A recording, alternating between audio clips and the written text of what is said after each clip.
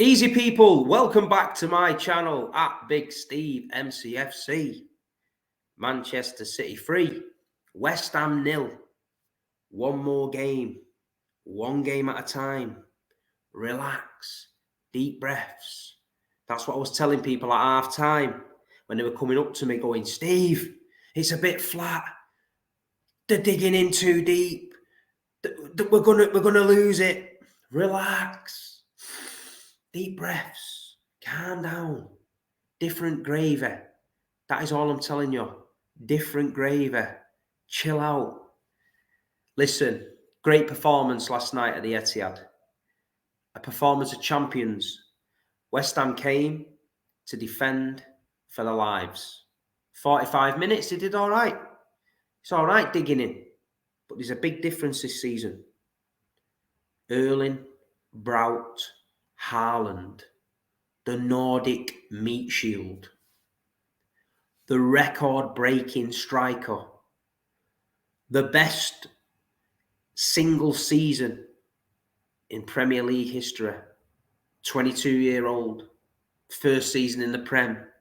He makes you worse. He's going to struggle. It's not like the Bundesliga. He can't come over here and upset the establishment. Well, let me tell you, he just fucking did. And he screwed the Premier League up and he fucking volleyed it over there. And he slapped all the establishment over there. And he said, I am Erling Braut Haaland and we're top of the fucking league. Simple as that. Full credit to the man. He's a superstar, an absolute superstar. And last night, didn't have many chances, but the goal that he took, world class. World class finish that. And he's getting better and better every game. But let's go back to the beginning. West Ham, get to the stadium. Beautiful night in Manchester. Sky blue. Sky everywhere. The team's announced. Ederson's out. Ortega's in. Bit of a weird one. It's not like it's Zach Steffen and we're all shitting ourselves. It's Ortega. We know he's a good keeper. Nathan Ake. Nathan Ake. He's top of the league. He's top of the league. He's top of the league. Oh, Nathan Ake. He's top of the league. Big Nathan was back. You know, Riyad, Grealish, Earl, Bernardo, Rodri, Diaz, Stones, Walker. Usual lineup, really. Nothing really, you know, too out of the ordinary. Game started, a lot of possession from City. Yeah, it was a bit flat. We was passing side to side.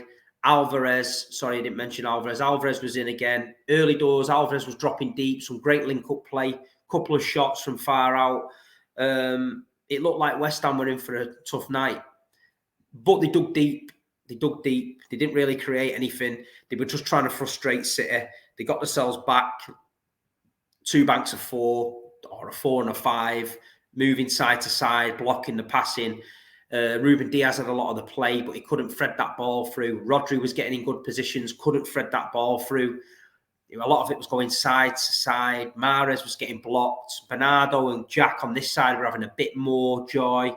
But at half-time, people were panicking. The atmosphere went flat. You know, people were panicking. But listen, Blues, it's a title race. Remember last season, we had these games. We're in a title race. The games are coming thick and fast. We can't just steamroll everyone. You're going to get teams fighting for their life come to the Etiad.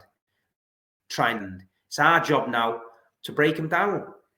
And we did. We come out the second half. You know, we got the early goal. Nathan Ake at the back post, great header. Got the early goal. The nerves sort of settled then. We started to play. A bit more freedom. West Ham made a mistake. Jack Grealish picked up the ball. Erling made his run. He knew that if you find him, he's in. Great ball by Super Jack. Erling Haaland on the verge of the record. Takes a look up at the keeper.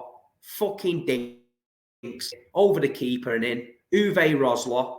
Old Trafford. FA Cup. Chip Schmeichel. Exactly the same goal. City fans going off the trumpet. We're in the South Stand. We're going off our heads. Erling Haaland, record breaker. Insane. It's insane, the numbers that the kid's doing. It's not normal. It's insane. And then as soon as that goes in, you could feel the relief go off everyone then, like, right, 2-0 now. We've got this in the bag. Made a couple of subs. Great to see Phil Foden on. I thought when Phil came on, I thought he stepped it up. I thought he got the ball early. He was turning, was running at them. I thought it was just a good display all round. It was an efficient display from a champions team. And I thought Arsenal fans watching that, when they're watching that first half, are getting a bit giddy, thinking, oh, West Ham might get something here. But then as soon as the goal goes in, they know, innit? As soon as Erling gets his chance, it's in. And 3-0, 3-0. Guardiola's 1,000th goal as Man City manager. I think he's done it in 149 games, less than anyone else. The guy's a genius. What he's done this season, Pep, the way he had to make the changes in the middle of the season, the fullbacks, the Cancelo situation, all that, to get this team purring, is nothing short of a masterclass.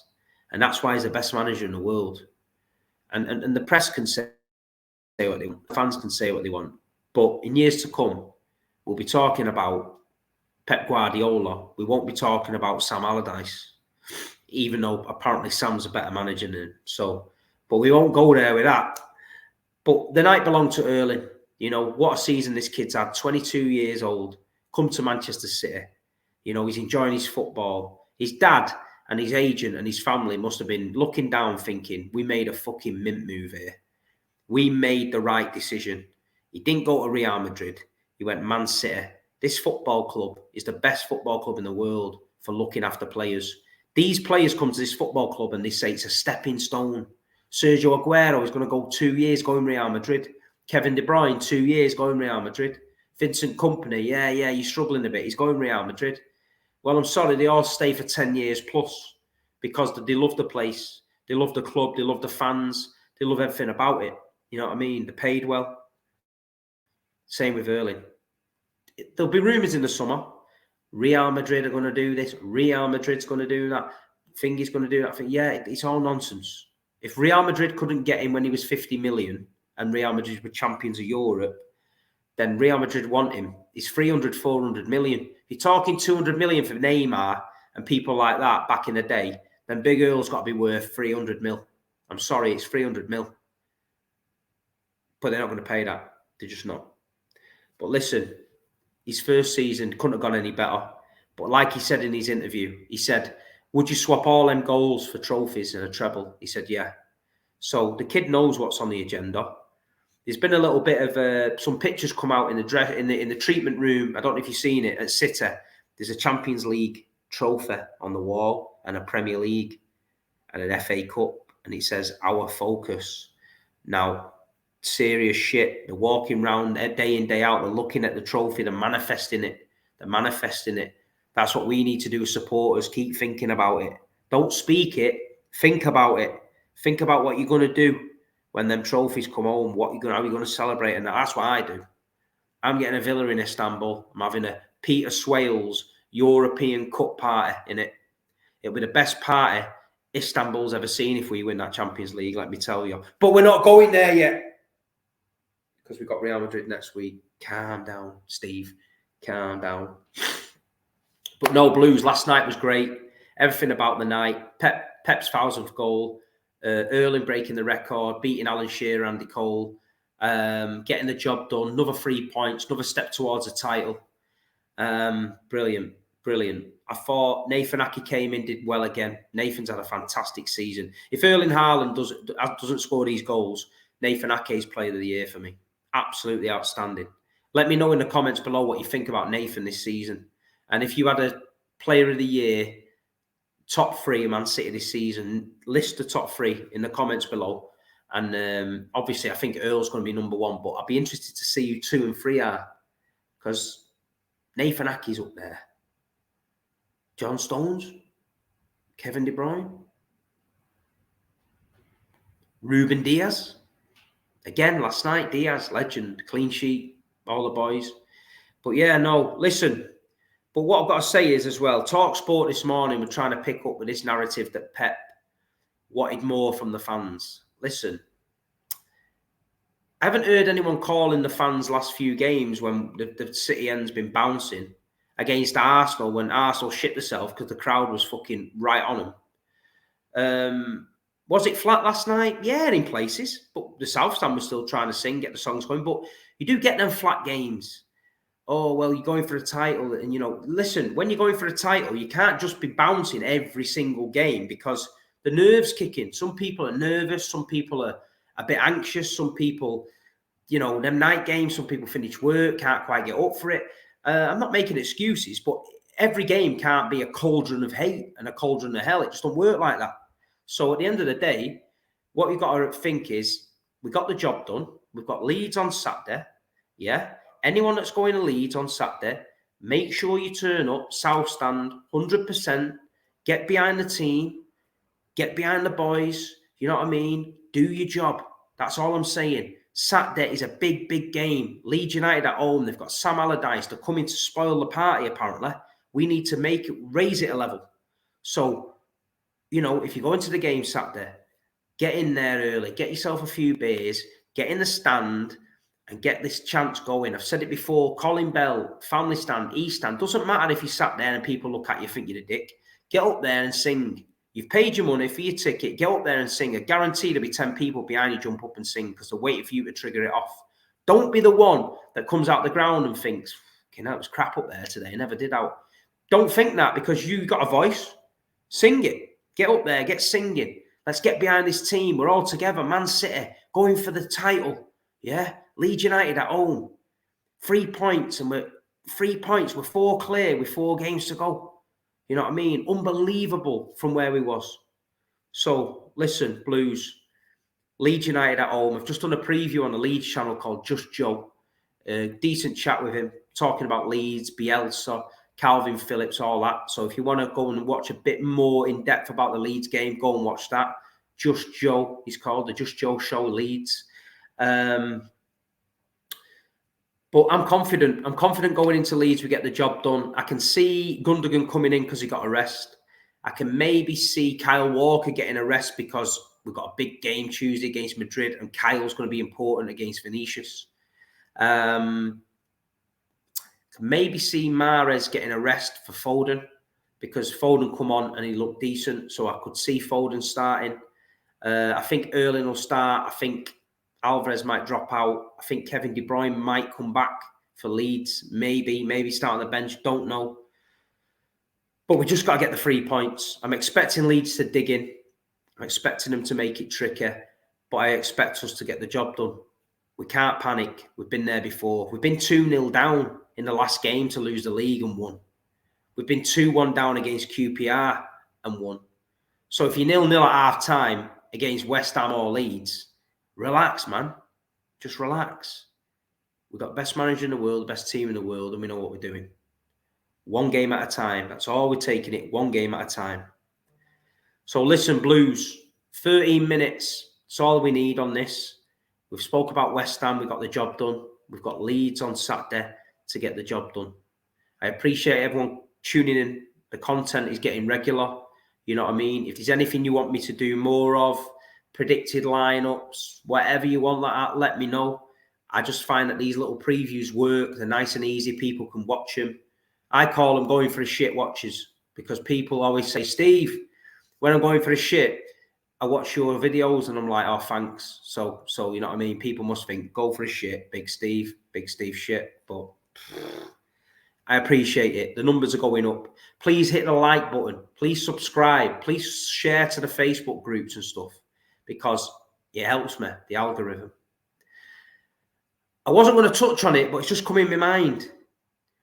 The ticket office again. Now, I'm not calling them. They're under immense pressure.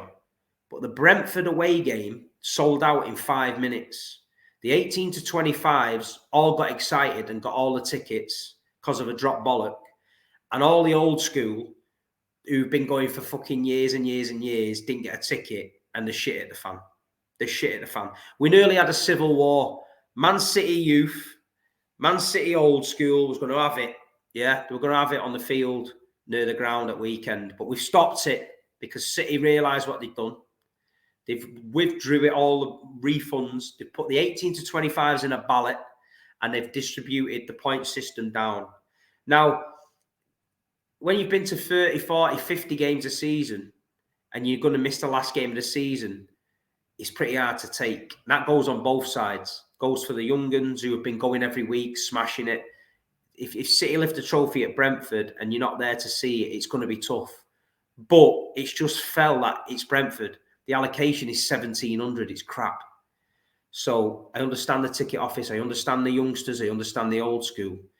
But hopefully the solution has been done. Everyone's sorted out now and we can all relax. We don't want civil war. This season has been brilliant. You've never seen City fans from all generations come together like this season. The 18 to 25 thing they said at the beginning of the season was a disgrace. But I agree with it. I think it's brilliant. Them 18 to 25s have kept this team pumping along all the way. Kept me young. Some away games I go and I used to sit there and think, I'm just going to slide here because I'm just like, can't be arsed. But I've got a load of young nutters from all over grabbing me going, come on, Steve, and all that. Woo, we'll follow you everywhere.